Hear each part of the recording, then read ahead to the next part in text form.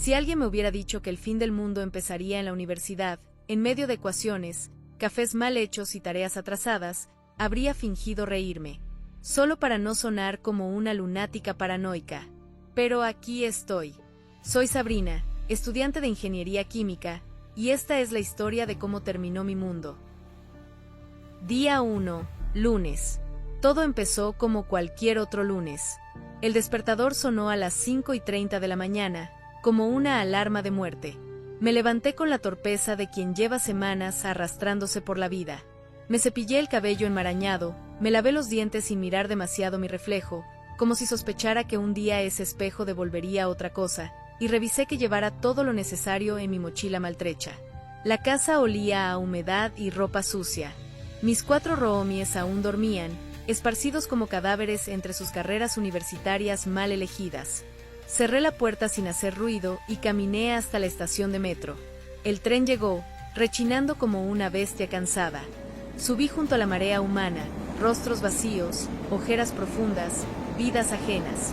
Esa indiferencia, esa rutina de ignorarnos, me pareció casi reconfortante. Cuando bajé del metro, la ciudad olía a concreto mojado y cigarro barato. La universidad se alzaba frente a mí, fría, inmutable, ajena a cualquier tragedia que pudiera estarse gestando bajo sus cimientos. Pasé por la máquina de reconocimiento facial. Una luz azul me escaneó el rostro, como si quisiera asegurarse de que era digna de entrar al infierno académico. El flujo de estudiantes me arrastró hasta mi primer destino, Química General, edificio Z315. La clase transcurrió como siempre. El profesor Víctor, con su eterna bata blanca y sarcasmo impreso en el ADN, nos dio una plática sobre teorías y ecuaciones. Su voz llenaba el aula, rebotando entre cabezas distraídas y apuntes a medias. Nada parecía fuera de lugar. Nada nos advirtió. Salí del aula con el corazón medio anestesiado. El cielo estaba cubierto por nubes espesas, un manto gris que parecía prometer lluvia o algo peor. La fila para el café era tan larga como las excusas de Leluz para justificar por qué, después de 3 intentos, seguía atascado en segundo semestre sin pasar estadística. Pedí un café americano, el más cargado que tuvieran, como si la cafeína pudiera prepararme para lo que venía. Mientras esperaba mi café, miré alrededor. Todo parecía igual, grupos de estudiantes riendo por tonterías, otros revisando apuntes de última hora, gente corriendo porque ya llegaban tarde a clase. El mundo seguía su curso de siempre. Y, sin embargo, algo no cuadraba. De fondo, más allá del murmullo habitual, se escuchaba un zumbido persistente, grave, como un enjambre de abejas mecánicas. Helicópteros. Varios. No era raro que hubiera 1 o 2 rondando la ciudad, por asaltos, fugas o quién sabe qué, pero nunca tantos. Cuando miré hacia el cielo, entre las nubes grises, alcancé a ver uno, negro, pesado, girando en círculo sobre la zona industrial cercana a la universidad. Un escalofrío me recorrió la espalda. Me forcé a pensar que era alguna operación antidrogas o un simulacro. Una de esas cosas de las que uno solo se entera si es el protagonista de un noticiero trágico. Quizá encontraron otro laboratorio de cristal en el cerro, murmuró alguien detrás de mí, riéndose. Me obligué a sonreír. Fingir que todo estaba bien. Como siempre. Recibí mi café y caminé de regreso a la explanada principal, sintiendo que el aire mismo se había vuelto más denso, más pesado. Al pasar frente a los baños, escuché un golpe seco contra la puerta, algo como un puñetazo o una caída. Me detuve. Otra persona también. Nos miramos de reojo. Esa clase de mirada que no necesita palabras para preguntar. Tú también lo oíste, ¿verdad? Unos segundos después, todo se calmó. Seguí caminando. Todos seguimos caminando. Porque si algo había aprendido en esos años de adultez improvisada, era que, si ignoras los problemas, tal vez te ignoren a ti también. Spoiler, no funciona así. Menos cuando se trata del fin del mundo. Estaba sentada en el patio central, con mis apuntes abiertos y el cerebro en huelga. Trataba de repasar para la siguiente clase, pero mi concentración tenía la solidez de una gelatina temblorosa. Fue entonces que la vi, Bambi, alta, delgada, blanca como la harina, caminando con ese paso de desfile improvisado que parecía decir mírenme, perras. Su cabello negro brillaba bajo el cielo gris como si tuviera su propio filtro de Instagram, y su perfume empalagoso me dio arcadas instantáneas, como siempre. Me lanzó esa mirada de desprecio pasivo-agresivo de quien se cree mejor que tú, pero considera una pérdida de tiempo decírtelo en voz alta. La ignoré. Como siempre. Había rumores de que Bambi estaba completamente chiflada, que se metía con quien quisiera solo para probar que podía. Rumores que, viendo su mirada gélida, ya no me parecían tan exagerados. A unos metros venían Eri-sama y su séquito de clones existenciales. Sí, Sama, no Eris a secas. Tiene que sentirse superior hasta en el apodo. Es una puta sin personalidad que se copia todo lo que ve, peinados, ropa, frases. Su mirada era tan filosa que sentía que podría rajarme la cara con un solo parpadeo. Y como siempre, a su lado, Toby, mi ex mejor amigo, el que un día decidió que ser popular gay de Instagram era más importante que nuestra amistad de años. Lo reemplazó todo, memes compartidos, tardes de videojuegos, confesiones borrachas, por likes, fiestas y Eri-sama. No sé qué dolió más, perderlo o que su reemplazo fuera ella. Y luego estaba Leluz, mi error de juventud. Es novio, es problema, es dignidad. Lo dejé después de descubrir que me ponía los cuernos. No que le haya salido rentable, ahora coquetea con todas, pero ninguna le hace caso. Incluso sus amigos se burlan de él. Siempre termina igual, solo, comiendo papitas en el estacionamiento y revisando Tinder como si fuera un CEO buscando personal. Me da un poco de pena. Muy poco. No lo suficiente para hablarle. Change apareció tarde, como siempre, jadeando después de su sprint épico desde el metro. Llevaba puesta una camiseta de anime con monitas de colitas imposiblemente grandes y una Coca-Cola de litro en la mano. Otaku nivel Dios. A veces me cae bien. A veces me dan ganas de darle un zape cósmico. Y, entre todo ese circo, el único adulto funcional era el profesor Víctor. Cabello rizado, gafas de genio loco, bata de laboratorio medio arrugada. Sarcástico, brillante, y de esos pocos profesores que no te tratan como si fueras un error evolutivo. Le tenía respeto, quizá incluso algo más. Pero no voy a ponerme cursi. No soy ese tipo de protagonista. Nada parecía fuera de lugar. Hasta que un tipo de mecánica, uno enorme, de esos que parecen invencibles, empezó a vomitar sangre en medio del pasillo. Primero fue un ruido ahogado. Luego, el chapoteo. Después, los gritos. La gente se apartó en estampida, algunos grabando con sus celulares, otros solo mirando como vacas frente al tren. Vi al chico caer de rodillas, su cuerpo convulsionando como si su propia sangre tratara de escapar de su interior. Ahí supe que algo estaba jodidamente mal.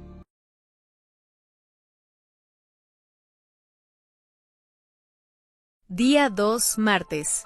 Desperté con el sonido de una notificación del celular y una sensación rara en el pecho. Como una corazonada, pero de esas que no puedes explicar sin sonar medio bruja. Lo primero que vi fue una alerta de noticias. Autoridades investigan brote desconocido en hospitales del norte del país. Varios pacientes presentan fiebre alta, agresividad extrema y signos de delirio. Se sospecha de un nuevo virus. Genial. Otro virus como el COVID. Justo lo que necesitábamos. Como si los parciales, las tareas y mi vida emocional desastrosa no fueran suficientes. Me vestí rápido y salí sin desayunar. El aire se sentía diferente. No sé cómo explicarlo. Como si algo estuviera fuera de lugar. No al ambiente común de indiferencia que hay siempre joder, la gente hablaba más bajo, algunos miraban el celular con cara de susto, y en el camino a la UMI vi a una señora con mascarilla otra vez. Como si estuviéramos de vuelta en 2020. En el campus, el ambiente estaba extraño. Más silencioso de lo normal. Aún había estudiantes tirados en el pasto, como si nada, pero se notaba que algo había cambiado. Me encontré con Leluz en la entrada. Llevaba una camisa abierta con estampado de llamas, sí, llamas, y unos lentes oscuros, aunque estaba nublado. ¿Viste lo de la enfermedad esa? Me preguntó, como si hablara de un nuevo episodio de su serie favorita. Sí, pero seguro es puro sensacionalismo, le respondí. ¿Y si no? Y si es como en esas películas donde todo se va al carajo y los primeros en morir son los que no creen que sea real. Entonces ya estoy muerta, Leluz. Nos reímos, pero no con ganas.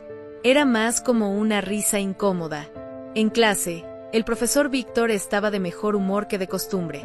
Bueno, mis criaturas del caos, empezó diciendo, hoy hablaremos de lo que pasaría si la civilización colapsará.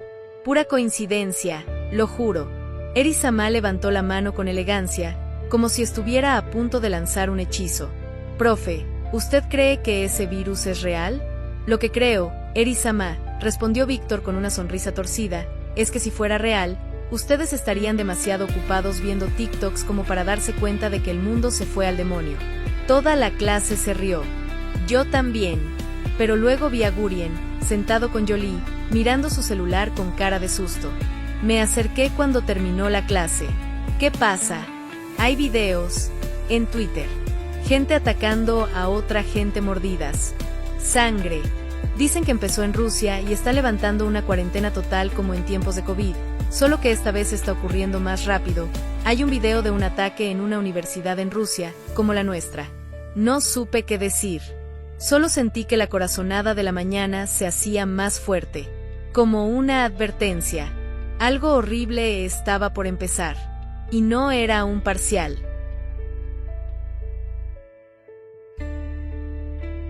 Día 3, miércoles. Llegué tarde a Química General. Otra vez.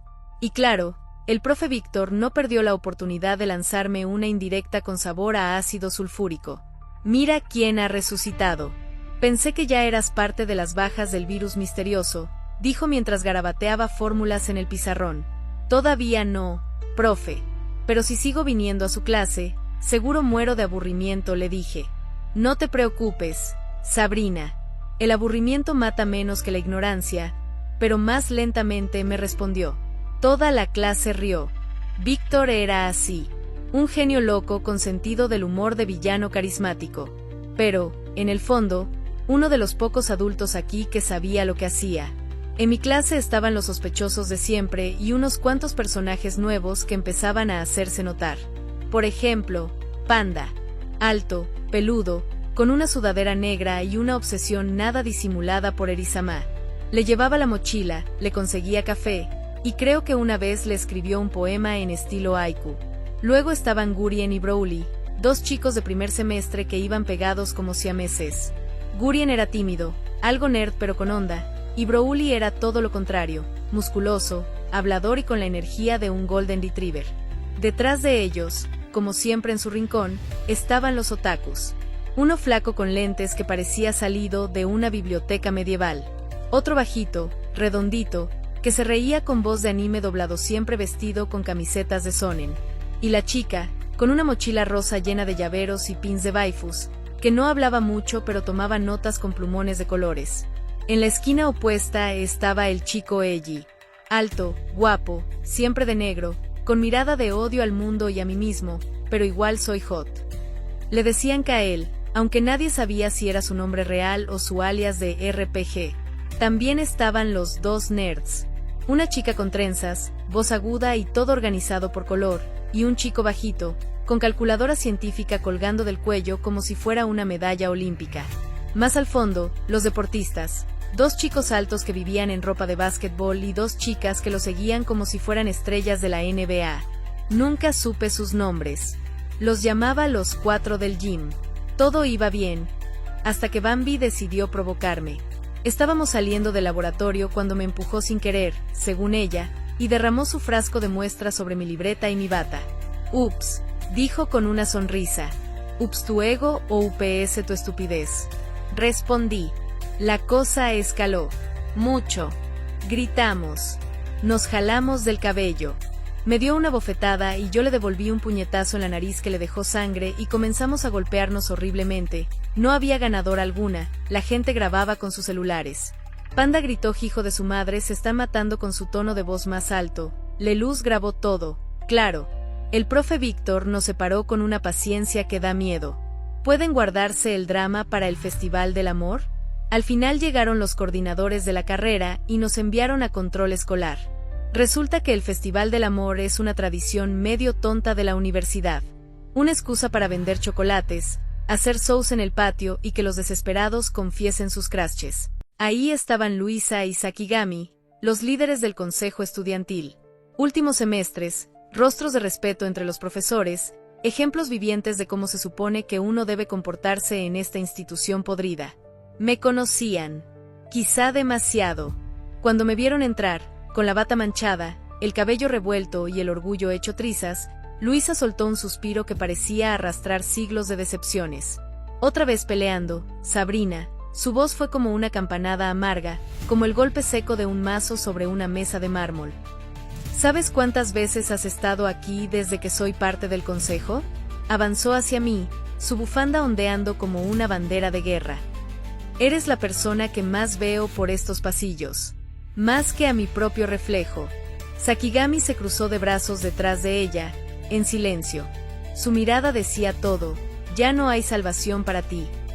Luisa me fulminó con la mirada, cansada, furiosa, pero sobre todo, desgastada. Eres buen estudiante, pero ya no sé si quieres terminar la carrera o si estás aquí solo para arrastrarnos a todos contigo. Su voz tembló apenas, pero no era debilidad, era el temblor de quien se está obligando a no gritar. No voy a suspenderte un mes, aunque debería. Apretó los dientes, respiró hondo, como quien se prepara para dictar una sentencia de muerte. Como castigo, Sabrina, tú, te vas a encargar de organizar el Festival del Amor. De principio a fin. Habló cada palabra como si me lanzara piedras calientes al rostro. Y yo, ni siquiera pude rechistar. No había espacio para súplicas ni sarcasmos. La decisión ya estaba tomada. El martillo había caído. No tengo nada más que decir, remató Luisa, dándose media vuelta con un movimiento elegante y furioso. Ahora vete. Solo atiné a mascullar mientras salía de ahí. Claro, justo lo que necesito mientras se viene el apocalipsis. Y era verdad. Porque mientras el chisme del Festival del Amor se volvía el nuevo centro del universo de estos tontos, mientras la gente elegía entre chocolates en forma de corazón o flores de plástico, los videos seguían apareciendo. Gente atacando a otros en hospitales, en calles, en otras universidades. Eri-sama gritaba que todo era un montaje del gobierno para manipularnos. Toby, más lúgubre que nunca, repetía esto me da mala vibra cada 5 minutos como si fuera un mantra. Y yo empecé a memorizar las rutas de escape, a contar cuántos pasos había desde cada salón a las salidas de emergencia. Por si acaso, porque algo venía, algo monstruoso, algo que haría que todos esos globos rojos reventaran de un solo golpe, como arterias explotando. Pero no, aquí estábamos, preocupados por invitar a alguien al jodido Festival del Amor. Humanos. Siempre con las prioridades tan jodidamente equivocadas. Día 4, jueves. Pasé por la máquina de reconocimiento facial de la entrada de la uni como si fuera una espía en una película barata. La pantalla azul me escaneó el rostro y pitó con ese acceso concedido robótico que siempre me hace sentir culpable, aunque no haya hecho nada. Bienvenida, Sabrina, decía la voz metálica. Gracias, Skynet, murmuré. El campus olía a pasto recién cortado y a estrés académico. Desde el edificio hasta el Z había movimiento, como siempre. Estudiantes corriendo, otros fumando en los jardines, uno que otro dormido en las bancas. El monumento rojo frente al auditorio brillaba con el sol de la mañana, como si no tuviera idea de que el mundo empezaba a temblar por dentro. Me dirigí al edificio S, segundo piso, aula 203. Clase de control de procesos. La peor hora. La peor materia. El salón olía a café viejo, sudor contenido y desesperación académica. Me senté en una esquina, lo más lejos posible del profesor, sacando mi libreta como quien se prepara para una ejecución. Sabrina Mendoza, dijo el profesor, leyendo la lista con voz monocorde. Presente, respondí, desinteresadamente. Los minutos pasaron como siglos. Fórmulas, diagramas, derivadas parciales. La vida misma pudriéndose entre apuntes y bostezos. Cuando al fin sonó la campana, recogí mis cosas tan rápido que casi dejé volar mi libreta por la ventana. Libertad, pensé, cruzando el pasillo. Luisa y Sakigami, los tortolitos del consejo estudiantil, me esperaban frente al auditorio. Luisa esa mañana era toda energía, estos últimos meses usaba diario bufanda roja, llevaba una sonrisa nerviosa. Sakigami, en cambio, parecía salido de un anime serio, elegante, callado, y con una libreta llena de listas de tareas imposibles. Sabrina, ya confirmaron los del grupo de teatro y los del coro, dijo Luisa, entregándome una hoja con horarios. También los de danza japonesa, aunque no tienen escenario aún, añadió Sakigami con voz suave. Perfecto. Mentí. Todo era un caos. Organizar el Festival del Amor en medio de rumores apocalípticos era como ponerle brillantina a una granada. Pero bueno, alguien tenía que hacerlo. Lo primero fue armar el equipo de apoyo. Change, con su mochila de lolis coludas y su voz entrecortada, me ayudó a cargar sillas desde el edificio. Sudaba como si hubiera corrido una maratón, pero no se quejaba. Si esto fuera un anime, tú serías la heroína tsundere que organiza el evento escolar, me dijo. Y tú serías el NPC con sobrepeso que muere primero, respondí con una sonrisa. Acepto mi destino, rió. Frikisama, por otro lado, fue menos útil. Alto, escandaloso y con la energía de un comediante ebrio, se dedicó a burlarse de todos. Oye, Sabrina, ¿ya pensaste en poner un stand de abrazos? Puedo encargarme, solo si el 90% son chicas, dijo, guiñándome un ojo. Frikisama, si te acercas a alguien sin su consentimiento te reporto al INAI y a la ONU. Jajaja, eres fría como el hielo, me encantas. Y claro, cada vez que veía a Leluz, lo molestaba. Ey, Leluz, ¿ya conseguiste pareja para el festival o vas a invitar a tu mami otra vez? Leluz no respondía. Solo se acomodaba su camisa con estampado ridículo y fingía dignidad. Mientras tanto, Bambi pasaba por ahí con una gasa en la nariz todavía hinchada por el golpe del día anterior. Me lanzó una mirada asesina. Yo le sonreí con toda la paz espiritual que no tengo. Toby, mi mejor amigo, se me acercó después. ¿En serio vas a seguir con esto del festival? Claro. Hasta que no veas zombies en la uni, yo sigo montando escenarios. ¿Y si los ves? Entonces los pongo a bailar K-pop con el grupo de danza. Entre ensayos, carteles y planillas, fui interactuando con el resto. Panda seguía pegado a Eri-sama, llevándole aguas de sabor y protegiéndola como si fuera una emperatriz en guerra. Gurien y Broly ayudaban con las luces. Los otakus estaban organizando un stand de origami romántico.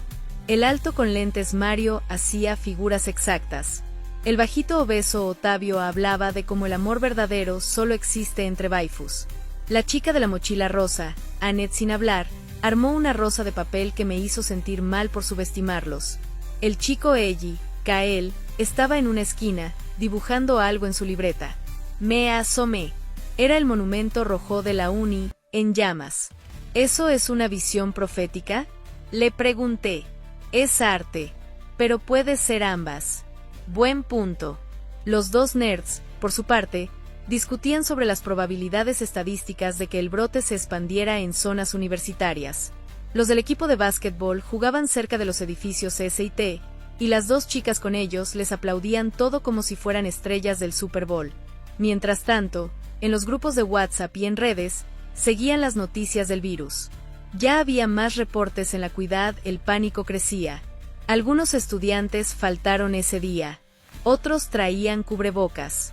Uno llegó con guantes de látex. Pero nadie hablaba de cancelar el festival. Yo tampoco. No podía.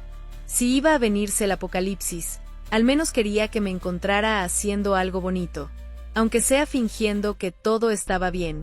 Cuando el sol se escondía detrás del edificio Z, me senté en el pasto, mirando el monumento rojo frente al auditorio.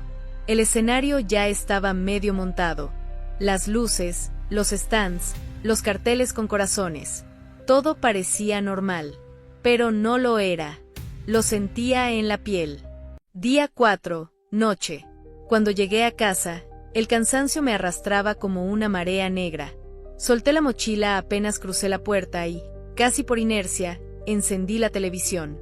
Necesitaba ruido. Algo que no fueran mis propios pensamientos. La pantalla chisporroteó antes de iluminarse. No había caricaturas, ni series, ni comerciales felices. Solo un noticiero tras otro, todos con rostros tensos, casi pálidos, tratando de sonar tranquilos mientras sus ojos gritaban otra cosa. Última hora, nuevos brotes reportados en Guadalajara, Monterrey, y ahora también en Ciudad de México.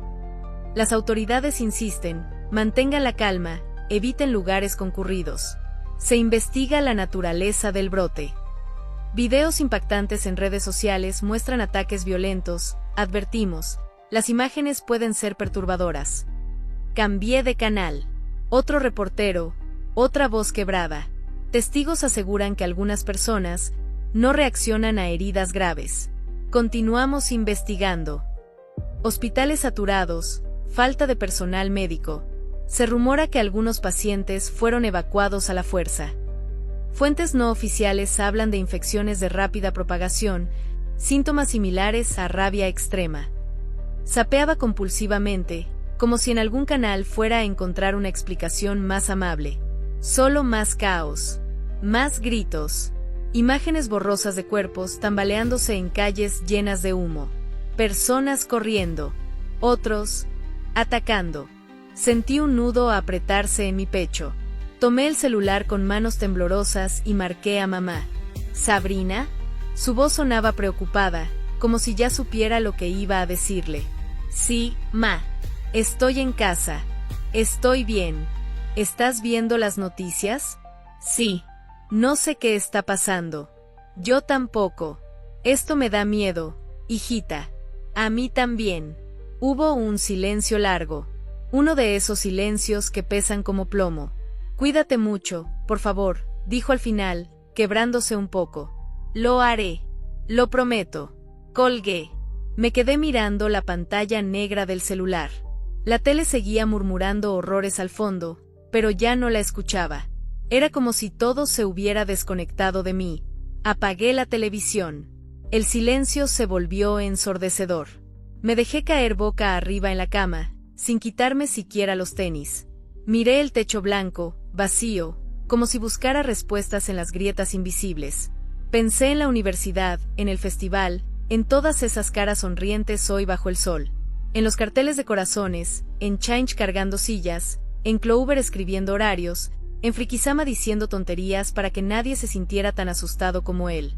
Pensé en Broly, en Eri-sama, en Bambi, en Leluz, en mí, y en cómo, debajo de toda esa normalidad impostada, algo ya había empezado a quebrarse. No era solo miedo. Era la certeza de que algo viejo se estaba muriendo, que el mundo que conocíamos estaba a punto de extinguirse, y lo único que nos quedaba era fingir que todavía era jueves, que todavía había tareas pendientes, que todavía podíamos amar. Sentí que se me rompía algo dentro. No fue un llanto ni un grito. Fue un vacío que se expandió, silencioso y devastador, como una grieta en el hielo. ¿Por qué todos seguimos fingiendo que no pasa nada? ¿Por qué seguimos sonriendo? ¿Organizando festivales? ¿Comprando cafés? ¿Tomando selfies? ¿Peleando por nimiedades? ¿Será que preferimos cerrar los ojos porque si los abrimos del todo, nos quebramos? Quizá lo entiendo. Quizá yo también quiero cerrar los ojos un poco más. Solo un día más. Quizá, en el fondo, no quiero ser fuerte, ni valiente. Solo quiero que alguien me abrace y me diga que todo esto va a pasar. Que no importa si afuera el mundo se pudre, aquí, conmigo, todo va a estar bien. Cerré los ojos. Me abracé a la almohada como si fuera un salvavidas en medio de un océano frío e interminable. Y, casi en un susurro, dije algo que ni yo misma sabía si creía. Todo va a estar bien. Mentira o no, era lo único que podía decirme esa noche. Y así, aferrada a una promesa vacía, me dejé caer en un sueño inquieto, sabiendo, muy en el fondo, que mañana todo iba a cambiar. Para siempre. Día 5 viernes. El metro iba lleno. No como siempre. Era otro tipo de lleno. Silencioso. Tenso. Casi todos llevaban cubrebocas. Algunos traían lentes oscuros, guantes, bufandas. Nadie hablaba. Nadie reía. Nadie cantaba canciones de TikTok en voz alta como antes. Solo miedo. Como si todos supieran que algo estaba mal, pero fingían que no. Yo, en medio de eso, apretando mi mochila y con el corazón latiendo como tambor. Al llegar la uni, pasé otra vez por la máquina de reconocimiento facial. Pité como siempre, pero en la fila, vi que una chica más adelante fue rechazada por el escáner. Su rostro no fue reconocido. Se fue corriendo. Nadie dijo nada. Al llegar al área del festival, el ambiente era distinto. Había música, luces, gente riendo, y todo parecía normal. Decoraciones con corazones, globos, stands con dulces, juegos de pareja. Los estudiantes estaban felices. O pretendiendo estarlo. Luisa y Sakigami iban de un lado a otro, revisando horarios. Brian y Clover, guapísimos como siempre, organizaban el stand de poesía romántica. Clover, con su 1,75 m de elegancia, organizaba todo con una mirada y una palabra. Brian le seguía el ritmo con una sonrisa y una voz amable. Me saludaron y me hicieron sentir parte de algo bonito por unos minutos. Yali Strauss estaba sola junto al escenario, alimentando a un gato que encontró, nadie sabe de dónde salió.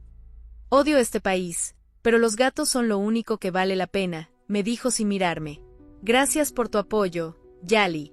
Chainch había montado un stand de anime romántico recomendado según tu signo zodiacal. Estaba abarrotado de gente. Las chicas reían nerviosas mientras él, sudando bajo su gorra de Pikachu, les recomendaba Fruits Basket o Kimi ni Todoke con total seriedad. Más allá, Frikisama discutía a gritos con un profesor porque había montado un stand de waifus reales sin permiso. Por las waifus, profe. El amor verdadero existe en 2D. Gritaba mientras dos guardias del campus lo arrastraban del brazo. Los otakus, como siempre, habían hecho su propia microcivilización en una esquina. Mario, el altísimo narigón, explicaba con una pasión casi religiosa cómo el amor en Evangelión era un espejo del sufrimiento humano. Octavio, con la boca llena de takoyaki, repetía entre carcajadas que el amor es una ilusión burguesa para vender chocolates caros. Annette, dulce y concentrada, escribía cartas de amor personalizadas, dibujando corazones y estrellas con caligrafía perfecta.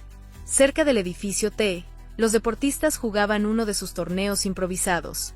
Ariel, enorme, hacía clavadas espectaculares que arrancaban gritos y aplausos. Andrei animaba al público con una voz tan potente que se oía desde el auditorio.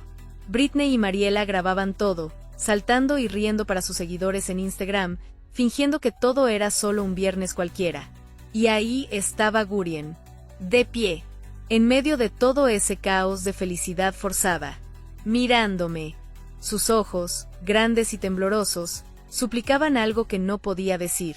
Se acercó 2 pasos. Se detuvo. Se rascó la nuca, torciendo la boca como si fuera a hablar. No lo hizo. Yo, solo sonreí. La clase de sonrisa que das cuando no quieres romper a llorar en medio de un festival de corazones y promesas vacías. Parte de mí deseaba que se acercara, que me abrazara, que me dijera que también él tenía miedo. Otra parte, sabía que si lo hacía, todo se rompería. Y entonces pasó.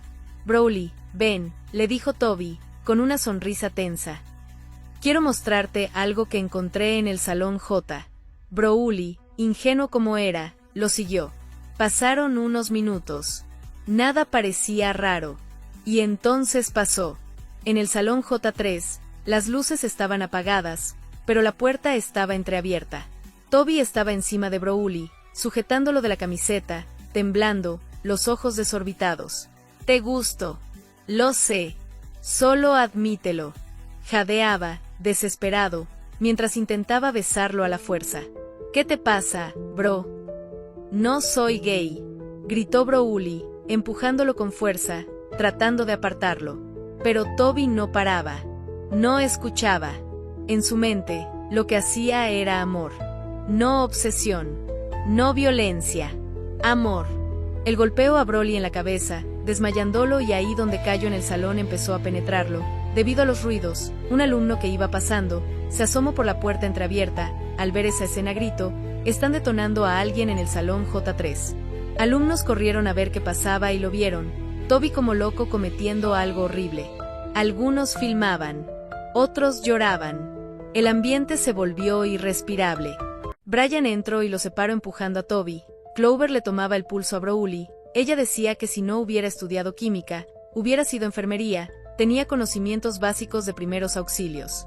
Toby retrocedió, las manos temblando, con el rostro lleno de lágrimas y delirio.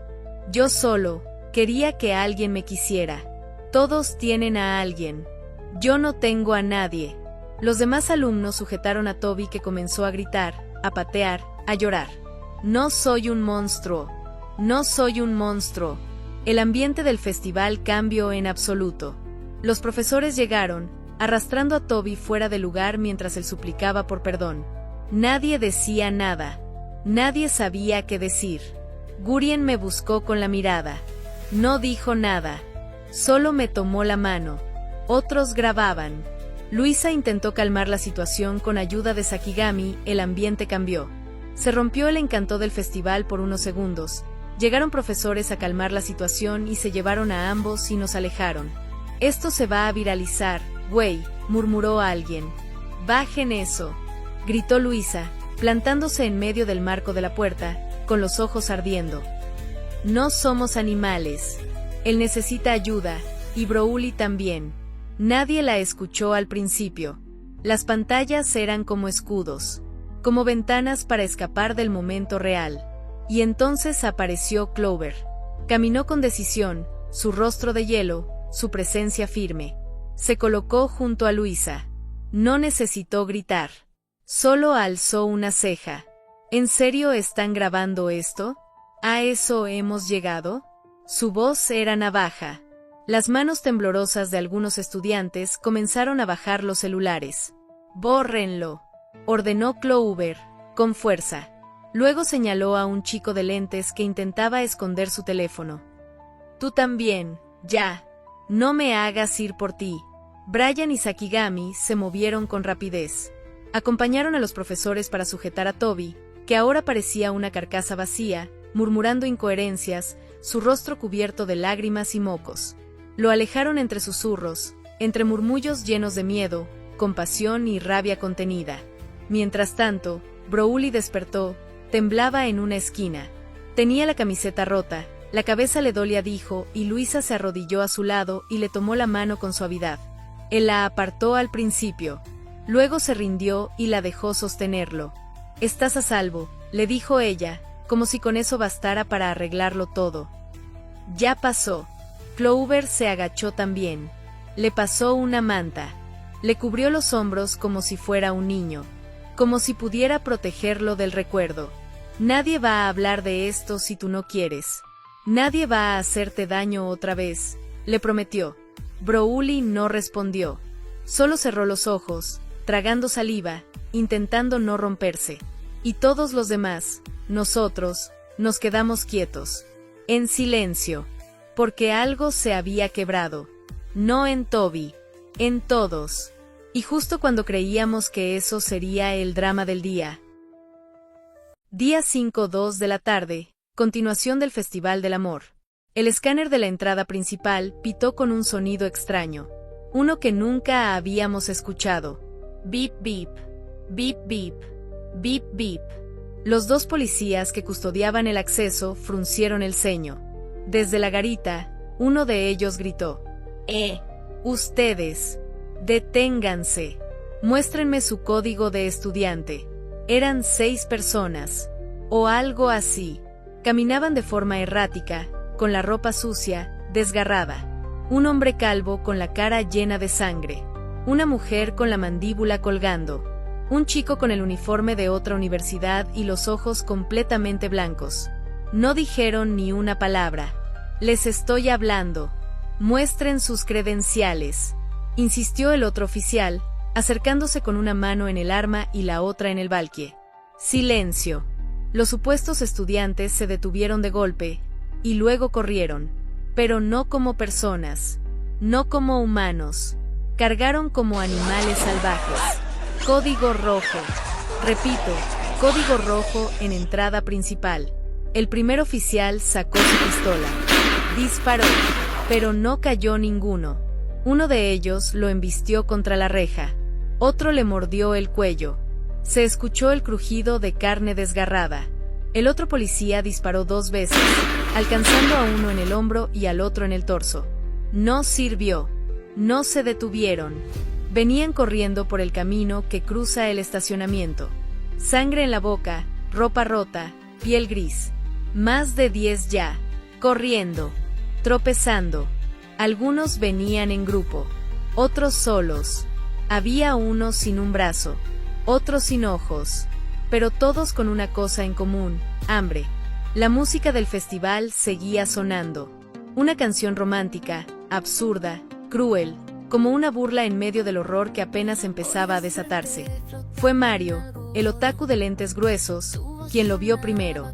Dejó caer su takoyaki al suelo, su boca temblando en un grito trémulo. ¿Eso es sangre? Todos giraron como si obedecieran una orden silenciosa. Y entonces los vieron. Ya no eran 6. Eran decenas. Brotaban del estacionamiento como una marea deforme, como una herida abierta que supuraba monstruos. Algunos corrían en espasmos grotescos. Otros apenas arrastraban los pies sobre el asfalto. Sus cuerpos eran jirones de lo que alguna vez fueron personas. Piel colgando en tiras. Ojos blancos o vacíos. Mandíbulas desencajadas. Un chico sin párpados. Una mujer con media cara desgarrada. El olor a sangre, a podredumbre, llegó como un golpe brutal, sofocante, denso. Una muchacha que venía distraída, chupando un helado de vainilla, fue la primera. Un ser la atrapó del brazo, tirándola al suelo con una fuerza antinatural. Otros se abalanzaron sobre ella en cuestión de segundos, tapando sus gritos con gruñidos bestiales. La música seguía, dulce y perversa, aplastando sus alaridos bajo una melodía estúpida de amor adolescente. Y entonces, el sistema de sonido chilló, colapsó, y la música murió de golpe. Silencio. Un latido. Y luego, el infierno. Gritos. Gritos por todas partes. Algunos corrieron hacia los salones. Otros hacia el auditorio. Muchos simplemente corrían sin saber a dónde ir. Sillas volaron, stands de comida se volcaron, globos explotaban como disparos de escopeta. Papeles, mochilas, zapatos, todo cubriendo el suelo. Vi a Clover aparecer de entre el pabellón de actividades, jadeando, con la cara bañada en terror. Broly la seguía tropezando. Sakigami, gritó Clover, a la desesperada. Saca a la gente. Llévalos a los edificios de ciencias. Ahora. Luisa estaba a su lado, llorando, pero firme. Entre las dos intentaban guiar a los alumnos como podían, gritando órdenes que se perdían en el mar de pánico. Brian alcanzó a Clover y la agarró del brazo. «Vámonos. Te van a aplastar». La arrastró hacia el pabellón central mientras Clover forcejeaba, queriendo seguir ayudando, sin poder. Yo aún no sabía qué estaba pasando, solo miraba el caos que ocurría. Más allá, vi a Change, paralizado, mirando todo como un niño pequeño perdido en una pesadilla, hasta que Frikisama, con el rostro desencajado de furia y miedo, lo embistió de un empujón. «Gordo inútil», bramó. «Corre o nos comen vivos». Change trastabilló, despertando por fin de su parálisis, y los dos salieron disparados hacia el lado contrario del estacionamiento, donde los edificios aún parecían seguros, por ahora. Pero ya sabíamos, todos lo sabíamos, que nada lo era. O mejor dicho, lo escuché primero. Un sonido viscoso, repetitivo, como si alguien estuviera mascando, algo que no debía. Carne, cartílago, algo crujía. Y entonces, lo vi. Me acerqué con cuidado, los pies pesados como si cada paso me los cobrara el suelo. Detrás del muro de concreto, junto a una de las bancas de piedra, estaba él, un estudiante, o lo que había sido. Estaba agachado, su espalda alzada, suéter rasgado, sangre en los brazos, en el cuello. Estaba devorando algo, pero no podía ver qué. Dio una mordida más, un chasquido húmedo, y entonces giró la cabeza, despacito, como en cámara lenta, sus ojos turbios, con una mirada vacía. De su boca escurría sangre espesa. No se veía enojado, se veía hambriento, perdido, muerto. y aún así, se movía. Lo que estaba comiendo era el brazo de otro estudiante. El resto del cuerpo yacía desplomado, con los intestinos abiertos como un costal roto. El zombi se me quedó mirando. Yo no podía moverme. Quise gritar. No pude. Mi corazón latía tan fuerte que pensé que se saldría por la garganta. Una parte de mí decía que corriera. Otra, quería entender qué estaba viendo. Un cuerpo con heridas imposibles. Piel desgarrada. Olor a óxido y podredumbre. Dedos manchados de sangre. Una figura que parecía humana, pero no lo era. Y me pregunté, ¿quién eras antes? ¿Tenías sueños? ¿Tenías amigos? ¿Una novia? ¿Un perro? ¿Qué se siente tener conciencia y luego ser solo hambre? El zombi se puso de pie, tembloroso, y caminó hacia mí con las piernas rígidas, con una torpeza que era más espeluznante que cualquier bestialidad, como un títere colgado de hilos rotos. Dio un paso, luego otro. La sangre le chorreaba por el pecho. Se detuvo frente a mí, a solo 2 metros. Yo no podía dejar de mirarlo, ni siquiera llorar. Estaba congelada. Fue entonces cuando levantó el brazo, su dedo índice extendido, apuntándome, como si me eligiera. «¿Sabrina?», gritó alguien desde atrás. El hechizo se rompió. Era Gurien quien me tomaba de la mano y me jalaba con mucha fuerza. El zombi dio un paso más. Lo siguiente fue un estruendo metálico y el golpe seco en su cabeza. La barra de metal lo hizo girar como una muñeca rota. «¡Corre, idiota! Esto no es una película de zombies», gritó el profesor Víctor. «Ese cabrón no te va a besar, te va a tragar». Lo último que vi antes de correr fue el rostro del zombi al caer, con los ojos abiertos, quieto, como si todavía viera algo. Y por primera vez en mi vida, tuve miedo de un rostro humano.